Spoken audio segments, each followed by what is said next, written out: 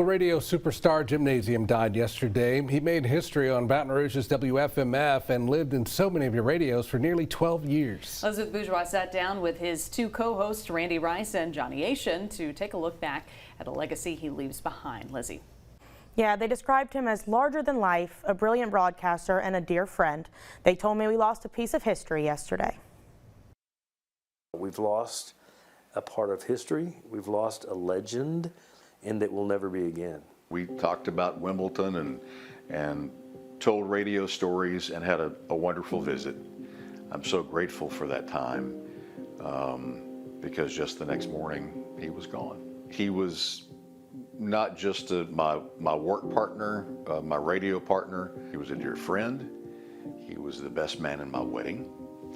So we truly had more than just a working relationship. And he and Randy Rice would cut up in the hallway unmercifully.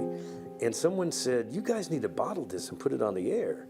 And they did. A couple of pictures from our airplane escapade as we did our traffic reports. Randy Rice and Jim Nasium are learning about Traffic Watch. It's gonna be great. Where do I ride? On the wing? Our goal was to try to create magic every morning between 5:30 and 9, and we think for the most part we did that. This is the world's largest jam box that many of the listeners may remember that we would pull around town in parades. We were the highest rated radio station, not only in Baton Rouge, but also in the entire country for over a decade.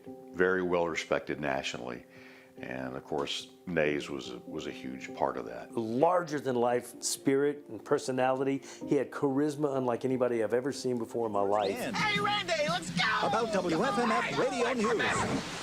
But Jim was always the guy that created the trouble. He was always doing It's antics. still hot. This is hot! On FMF. Dragging me along and being the straight guy. I was the guy that always got the brunt of his antics. But it was such great fun. It was such great fun. Jim Nasium. Randy! And Randy Rice. Mornings on WFMF. We were such a part of a legacy back from 80 to 90, that whole decade. I don't realize what I had back then. And sometimes I wish I could go back to that time period with the knowledge I have now so that I could slow down and appreciate what we had. I will miss him greatly. He left a legacy, and I'm so thankful for that. So grateful that he was my friend. Many fans have already shared with us how much their show meant to them and their fond memories. Rice also told us that if you'd like to share your memories of Jim, you can do so on their Facebook fan page, which will be linked in our 9 News app. Guys. Thank you. Appreciate that. What a wonderful tribute. And thank you to Johnny and Randy for that. Appreciate y'all. A shooting outside of a home.